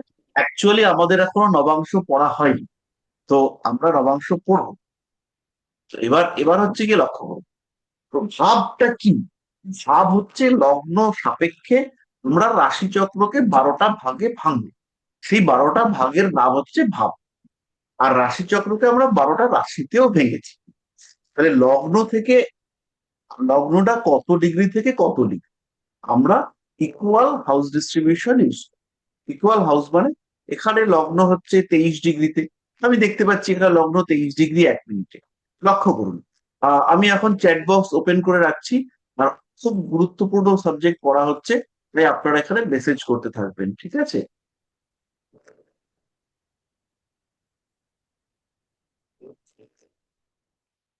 আচ্ছা, যেই মাত্র বুঝবেন, ভাববেন যে এই জায়গাটা বুঝতে পারেননি, সঙ্গে সঙ্গে নো লিখবেন, ঠিক আছে? আপনারা চ্যাট বক্সে লিখতে থাকবেন। তাহলে লগ্নটা আমরা দেখতে পাচ্ছি 23 ডিগ্রি 1 মিনিটে রয়েছে। লগ্নটা 23 ডিগ্রি 1 মিনিটে আমাদের সফটওয়্যার দিয়েছে।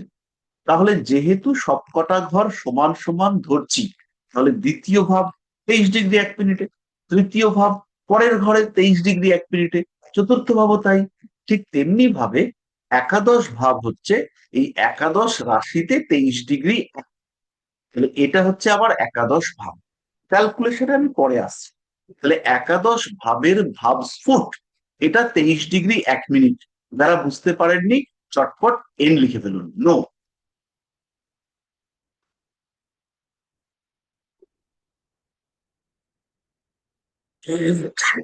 আচ্ছা, তাহলে এবার দিদির লগ্ন বিন্দু সেটা হচ্ছে এই ঘরটা। তাহলে দিদির লগ্ন বিন্দু যদি এই ঘরটা হয়, যদি দিদির লগ্ন বিন্দু এই ঘরটা হয়, তাহলে তিনি নবাংশে কোথায় থাকবেন? এবার আমরা সেই ক্যালকুলেশনটা করব। নবাংশ মানে 9টা ভাগ।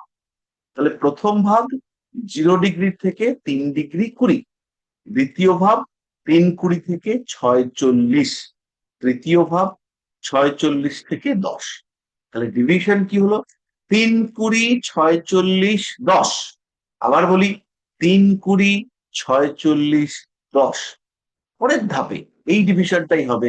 3 20টা হবে 13 20, 6 40টা হবে 16 40, আর 10টা হবে 20। অর্থাৎ প্রত্যেকটা ক্ষেত্রে 10 ডিগ্রি করে পাক। তাহলে 13 20 থেকে 16 40, 16 40 থেকে 20। তাহলে চতুর্থ নবাংশ হচ্ছে 10 ডিগ্রি থেকে 13 ডিগ্রি 20 মিনিট।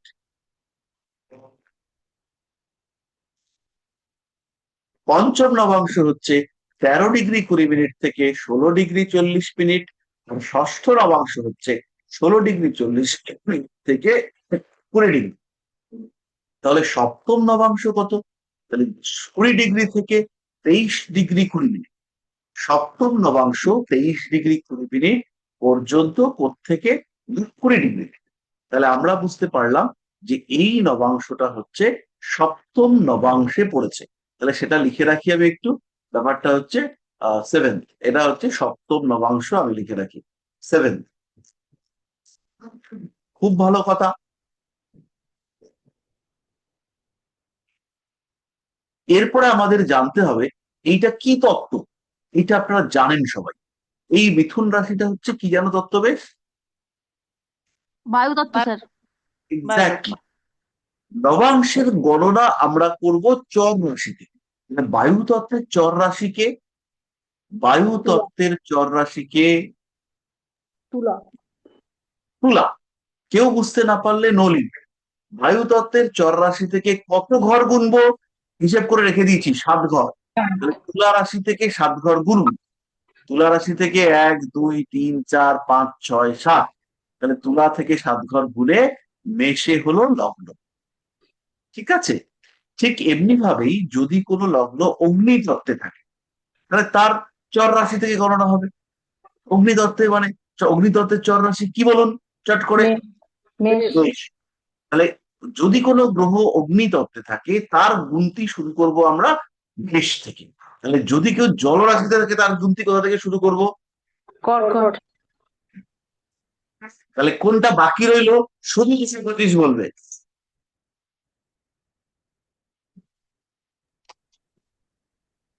স্যার পৃথ্বী রাশি। হ্যাঁ, সেটা কোনটা? মকর। মকর। তাহলে মকর থেকে ঘুরে বসাতে হবে। কি অসাধারণ পিঠের গন্ধ আসছে, কোথা থেকে আসছে জানি না।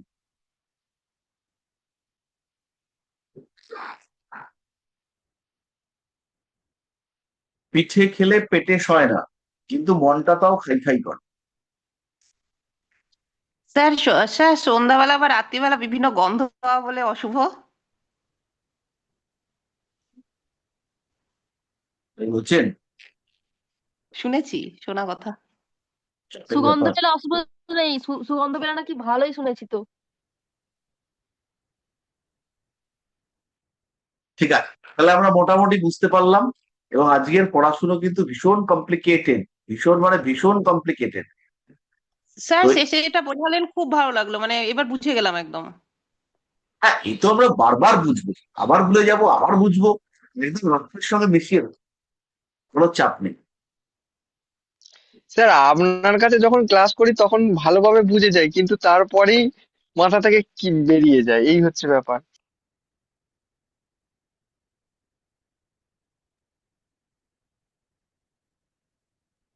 স্যার স্যার গ্রুপে একটা আমাদের কোশ্চেন আগের দিন করেছিলাম, প্রভুতে 241 গ্রুপে, ওটা কি দেখবেন? নিশ্চয়ই। না।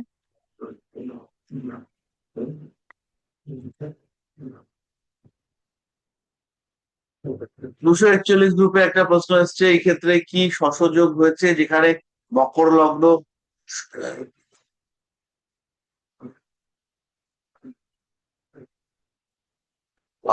শশযোগ যেন কিভাবে হয়? ওই শনি যদি কেন্দ্রগত হয় আর কি, ইয়ে থাকলে, যদি শনি তো উচ্চস্থ এখানে কেন্দ্রগত হয়নি, বা ইয়ে কি হয়েছে? উচ্চস্থ শনি বা তো দ্বিতীয় রয়েছে লগ্ন থেকে, তাহলে এটা কেন্দ্রগত হয়নি। কিন্তু অন্য যোগটা মানে মালব্য যোগ, লগ্ন থেকে শুক্র সপ্তমে দশমে রয়েছে, তার জন্য মালব্য যোগটা হয়েছে। আচ্ছা আচ্ছা। হুম। আচ্ছা, আমি এবার এইবার 27 ডিগ্রিটাকে আমি ভেবেছিলাম যে ওই 15 ডিগ্রি করে যদি সেই হিসাবে যদি হয়, মানে ভাবগত ভাবে লগ্নে লগ্নে শনিকে ধরেছে, লগ্নে শনিকে সেই ধরলে হিসেবে, এটা শশযোগ হয়েছে। সেই হিসেবে লগ্নে হ্যাঁ শনিকে লগ্ন। আমরা যদি ধরি তাহলে হুম। অবশ্যই শশযোগ হয়েছে।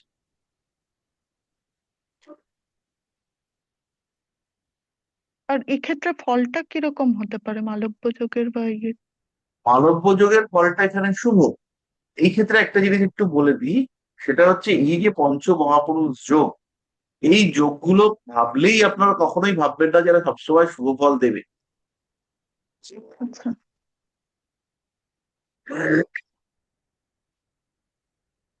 এটা কিন্তু আপনারা হচ্ছে গিয়ে ভাববেন না, সবসময় মাথায় রাখবেন যে অবস্থান পরিপ্রেক্ষিতে, যেমন একজন মানুষের লগ্নে বলবান শনি, তার মানে কি আপনাকে প্রচন্ড পরিশ্রম করতে হবে, সে রাজা হতে পারে, কিন্তু সেই রাজাকেও কোদাল কোপাতে হবে। হুম। বোঝা গেল? হ্যাঁ। স্যার স্যার তাহলে নিচস্থ আরেকটা, থাকলে কি হবে? আর এমনি যার পাঠিয়েছি তার আর কি এমনি আর্থিক অবস্থা খুব একটা ভালো না আপাতত। তাই আর্থিক অবস্থা আপাত ভালো হওয়া তো খুব মুশকিল, কারণ যার লগ্নে শনি রয়েছে সে তো সবসময় ঈশ্বরের নাম নাম নাম নাম করতে হবে। হ্যাঁ, সেই অবস্থা আসলে। স্যার বলছিলাম যে শনির ব্যাপারটা বুঝি, বকরিটা বুঝতে পারি, তবে বকরি শনি যখন নিচস্থ হয় ওটার ফলটা একটু বুঝতে সমস্যা হয়, একটু বলবেন? বুঝিনি। স্যার আমি বলছি যে শনি বকরি হয়ে নিচস্থ, এ কেমন ফল দেবে? শনি বক্রী হয়ে নিচস্থ হলে পরে আমাকে প্রথম দেখতে হবে এটা কোন ভাবে রয়েছে। এবার ব্যাপারটাকে দুটো ভাগে ভাগবো আমরা। ভাগটা হচ্ছে কি, একটা বকরি আর 2 নম্বর হচ্ছে গিয়ে শনিটা নিচস্থ। তাহলে শনিটা নিচস্থ, এবং নিচস্থ দুর্বল শনি, তার থেকে আমাদের যে এক্সপেক্টেড ফল তার কিছু বিপরীত ফল আমরা পাবো। ঠিক আছে? হ্যাঁ স্যার, ওই ফলটা কেমন, খুব ভালো না খারাপ, কি এই হচ্ছে এখন? ফলটা ভালো না। যদি আমরা লগ্ন দেখবো, যদি এটা 6 হাউসে থাকে, প্রচুর পরিশ্রম করতে হবে, পেটের সমস্যায় ভুগবে মানুষটা, গ্রহ ভাবে রয়েছে, সেই ভাব অনুযায়ী ফল হবে, সেই ফল আপনি প্রেডিক্ট করবেন ওকে উইদাউট স্যার। এনি চিন্তা অ্যান্ড ভাবনা। স্বপ্নদীপ বলো। হ্যাঁ স্যার, বলছিলাম যে এই যে বিয়ে না হওয়ার যে কম্বিনেশন গুলো বললেন, তো এটা ওই হোরারিটা দিয়ে একটু বুঝিয়ে দিলেন ভালো হতো। বেশ, তাহাই হইবে। ওই মুহূর্তের আমরা যে হোরারি করেছি, ওই মুহূর্তের হোরারি, ঠিক আছে? সবাই লক্ষ্য করুন, খুব গুরুত্বপূর্ণ প্রশ্ন করেছে। আচ্ছা, এরপরে হয়তো আমি আর প্রশ্নের উত্তর দিতে পারবো না, আপনারা একটু আমাকে সেই করে দিন। স্যার, একটা খালি কোশ্চেন, একটা খালি আমি কথা বলবো, যে এই যে যেই ব্যক্তি দুইজন ব্যক্তির এদের বিয়ে বিয়ে যে হয়নি তাদের লগ্ন হিসেবে, তো এরা যদি বিয়ে করতে চাইতো তাহলে ট্রানজিটের সময় কি এরা যদি চেষ্টা টেষ্টা করতো, যখন বৃহস্পতি এদের সপ্তমে দৃষ্টি ইচ্ছে বা এরকম টাইমে, তাহলে বিয়ে হতে পারতো, হুম হুম। তাই তো? আচ্ছা। আচ্ছা, এবার হচ্ছে কি, প্রথমে আমার প্রথম কি, রবি কেতু শনি বুধ, এরা হচ্ছে সপ্তমে থাকবে। তাহলে প্রথম পয়েন্ট আমার মিলে গেল, তাহলে প্রথম পয়েন্ট আমি টিক দিয়ে দিলাম। দ্বিতীয় পয়েন্ট বলছে এই সপ্তমে যারা রয়েছে বা সপ্তম ভাবের অধিপতি, তারা হচ্ছে গিয়ে 2, 6, 12 সাথে কানেক্ট করবে। তাহলে সপ্তমের এই শনি 4 ডিগ্রিতে রয়েছে, তাহলে ষষ্ঠ ভাবের নক্ষত্রের সঙ্গে কানেক্ট করেছে। শনির নক্ষত্রে আছে শনি, তাহলে শনি ষষ্ঠপতি, তাহলে 6-এর সাথে কানেক্ট করেছে। সপ্তম পতি 2, 6, 8, 12-তে থাকবে, তাহলে সপ্তম পতি কে? বৃহস্পতি। তাহলে সে 2, 6, 8, 12-তে নেই, বৃহস্পতি নিজের নক্ষত্রে আছে, বৃহস্পতি নিজের নক্ষত্রে রয়েছে। বৃহস্পতি নিজের নক্ষত্রে থাকার কারণে বৃহস্পতির এখানে বলা যেতে পারে জীবকারক হিসেবে আমরা বুধকে ধরবো। তাহলে বুধ সে রয়েছে ষষ্ঠে। তাহলে এবার আমরা 6th-এর কানেকশন পেলাম। সপ্তম ভাবের উপরে রবি শনি বুধ ইত্যাদি দৃষ্টি থাকে, তাহলে সপ্তম ভাবের উপরে রবির দৃষ্টি নেই, কেতুর দৃষ্টি নেই, সপ্তম পতির উপরে কেতুর দৃষ্টি নেই, আহ সপ্তম ভাবের নক্ষত্র অধিপতি, এখানে লগ্নটা কোন ডিগ্রিতে? 1 ডিগ্রি বলেছিলাম, 1 ডিগ্রিতে, তাহলে নক্ষত্র অধিপতি সে হচ্ছে বৃহস্পতি, তার সঙ্গেও এদের কোনো যোগাযোগ নেই, তাহলে 3টে কন্ডিশন হলো। এরপরে নবাংশের যে কম্বিনেশন, সেটা তো আমাদের নবাংশ তাহলে বার করে নিতে হবে। তো এইটা আমাদের দেখতে পাচ্ছি যে লগ্নের সপ্তমে শনি রয়েছে, তার সঙ্গে চন্দ্র কেতু যুক্ত হয়ে রয়েছে, চন্দ্রের সপ্তমে বুধ রয়েছে, ফলে একাধিক কম্বিনেশন আমরা এখানে দেখতে পাচ্ছি।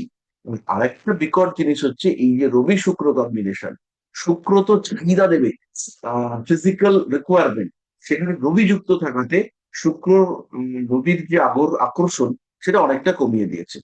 তবে শুক্র যদি রবি যুক্ত হয়ে জলরাশিতে অবস্থান করে তাহলে কিন্তু আকর্ষণ টাকর্ষণ থাকে, পৃথ্বীতত্ত্বের ব্যাপারটা একটু কমেছে। ঠিক আছে?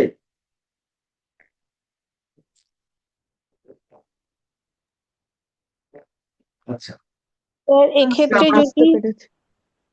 স্যার এক্ষেত্রে যদি জাতক বিয়ে করে, সেই বিবাহিত জীবন তো অসুখী হবে, এগুলো কি রেমেডি দিয়ে ঠিক করা যায়? পুরোপুরি রেমেডি দিয়ে ঠিক করা যাবে। এবার কি বললেন স্যার, যাবে, ঠিক করা যাবে? না, পুরোপুরি রেমেডি দিয়ে ঠিক করা যাবে। তো এখানে আমি একটা ছোট্ট গল্প বলি। আমার এক পরিচিত লোক, আমার থেকে 2 বছরের বড়। তো সেই ভদ্রলোকের লগ্নে রাহু, সপ্তমে কেতু। তা ভদ্রলোক প্রচুর অ্যাস্ট্রোলজারকে দেখিয়েছে, দেখানোতে সবাই বলেছে যে তোমার বিয়ে টিকবে না। সপ্তমে তোমার তুঙ্গ কেতু, লগ্নে তোমার তুঙ্গ রাহু, তোমার বিয়ে টিকবে না।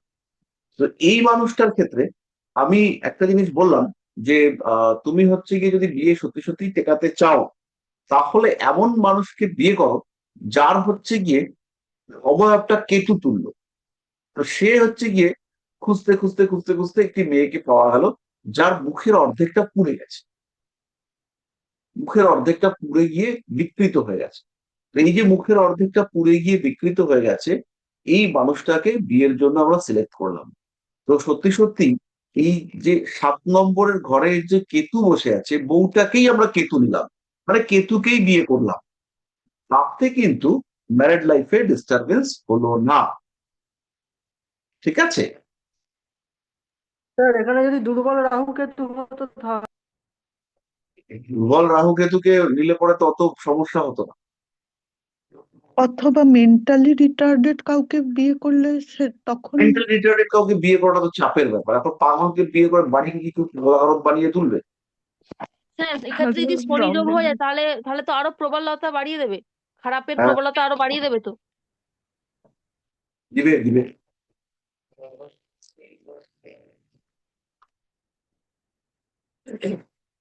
ঠিক আছে, চলো সবাই আজকে আনন্দ করো, ছুটি দিয়ে দিলাম। কোশ্চেন করবো, কি লাস্ট কোশ্চেন। পড়াশোনার আগ্রহ! আমি তো হয়ে পড়ি, এরা মানে এরা সেই ফিলিংস পাই।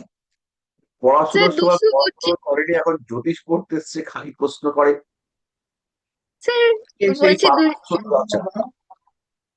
এই স্যার স্যার একজন একজন করে। স্যার বলছি 225 ব্যাচে শুক্রবারে ভিডিওটা একটু দিয়ে দিবেন।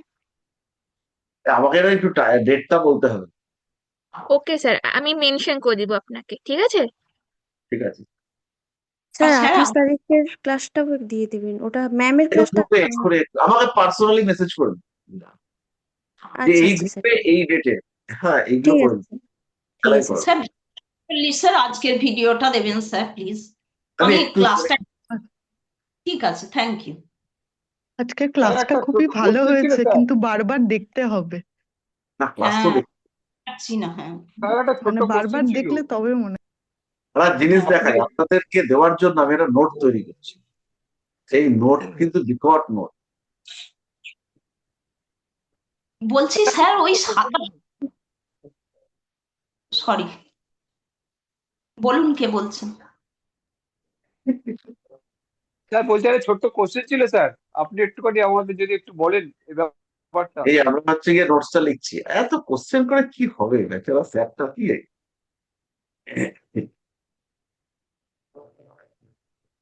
এটা হচ্ছে গিয়ে জ্যোতিষের বেসিক ইয়ে দিয়েছি প্রথম পার্টটাতে। এই যে সংহিতা সম্পর্কে এর যে বিভাগগুলো দেওয়া রয়েছে, এই শাস্ত্র নিয়ে কারা আলোচনা করেছে, তারপরে ব্যবহারিক জ্যোতিষের ডিটেল দেওয়া রয়েছে, এখানকার যে মূল আচার্য কারা তাদের দেওয়া রয়েছে। এবার জ্যোতিষশাস্ত্রের ইতিহাস এবং বিকাশ। জ্যোতিষশাস্ত্র সেই যে নিওলিথিক যুগ থেকে একদম অন্ধকার কাল, উদয়কাল, আদিকাল, পূর্ব মধ্যকাল, উত্তর মধ্যকাল, এই সময় থেকে পুরো ডিটেলে আপনাদেরকে দেওয়া হয়েছে, মানে দেওয়া হবে আর কি। এবং সেই সময় কারা কাজকর্ম করেছে।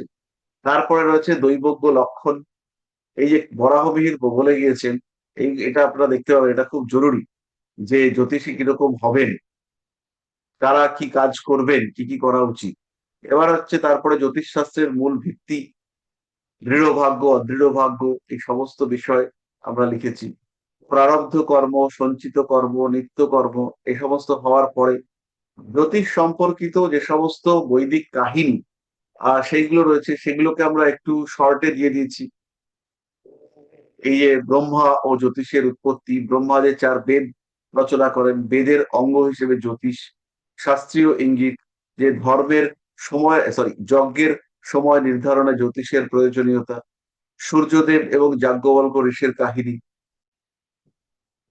রাজা বিক্রমাদিত্যের নবরত্ন জ্যোতিষ, মহাভারতে কৃষ্ণ, যুধিষ্ঠির, এরা প্রত্যেকেই গ্রহ, নক্ষত্র, তিথি এগুলোর বিবেচনা করেছিলেন। ভীষ্ম সরসজ্জায় উত্তরায়ণ পর্যন্ত ওয়েট করেছিলেন। রামায়ণে, এটা একটা জিনিস, মজার জিনিস, রামের জন্মকুণ্ডলী হচ্ছে পৃথিবীর প্রাচীনতম লিখিত জন্মকুণ্ডলী।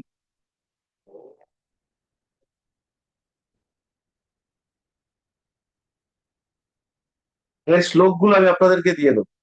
নারদ মুনি, তিনি নারদ সংহিতা জ্যোতিষ চর্চা করতেন, তিনি কাল এবং গ্রহের ভাষা জানতেন। তিনি ঢেকি করে করে, ঢেকি হচ্ছে একটা মহাকাশ যান, সেই মহাকাশ যানে করে তিনি ঘুরে বেড়াতেন। এরপরে ফলিত জ্যোতিষের বিভিন্ন শাখা, প্রশ্ন জ্যোতিষ, সাধারণ বিচার, মান্ডেন অ্যাস্ট্রোলজি, সেগুলো সম্পর্কে আমরা দিয়েছি। তারপরে জ্যোতিষ শাস্ত্রের বিভিন্ন প্রভাবক, রাশি, গ্রহ, নক্ষত্র, নক্ষত্রদের নাম, নক্ষত্রকে কেন নক্ষত্র বলা হয়, নবগ্রহ শ্লোকের পুরো শ্লোক, তার প্রত্যেকটা লাইনের ব্যাখ্যা,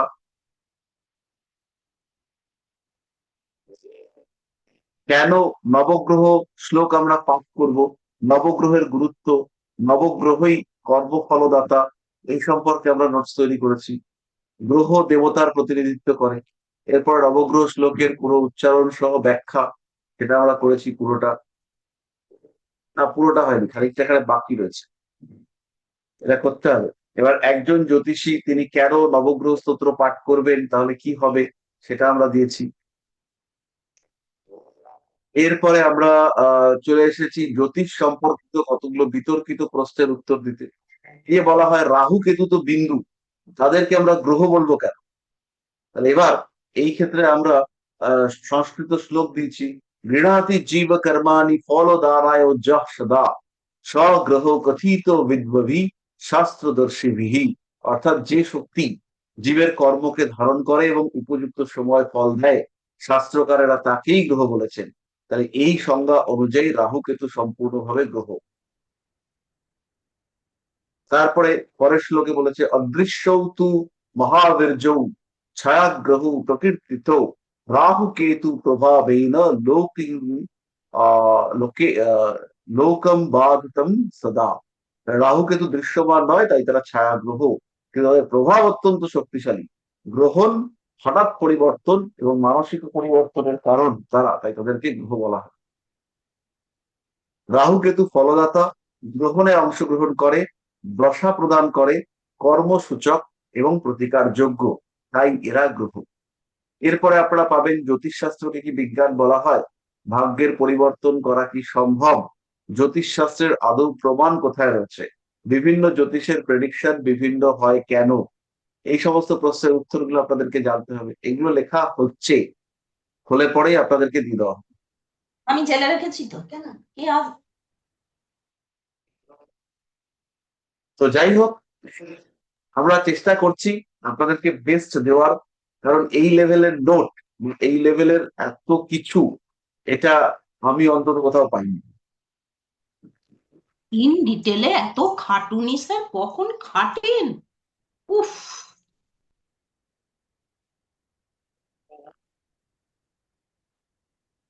তো যাই হোক, স্যার একটা ছোট্ট কোশ্চেন ছিল, একটু করে বুঝে দিয়ে একটু বলেন, খুব ভালো হয়। হ্যাঁ বলো বলো বলো।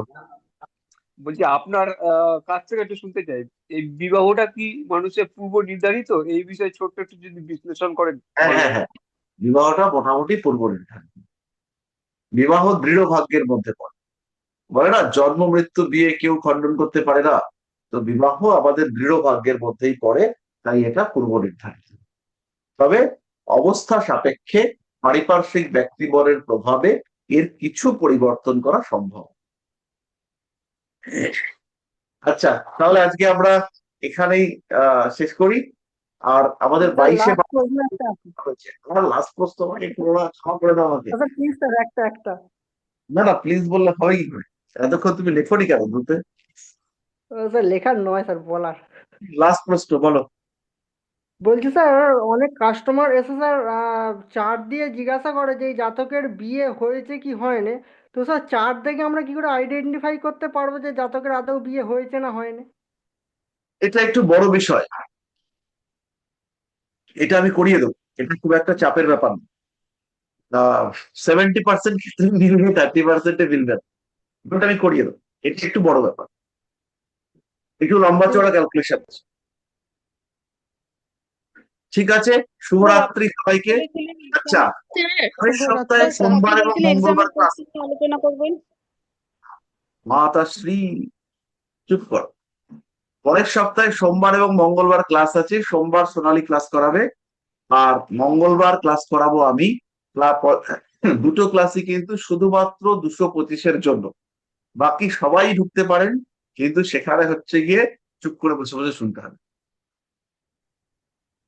ঠিক আছে। শুভরাত্রি সবাইকে, টাটা, খুব ভালো থাকুন। শুভরাত্রি স্যার।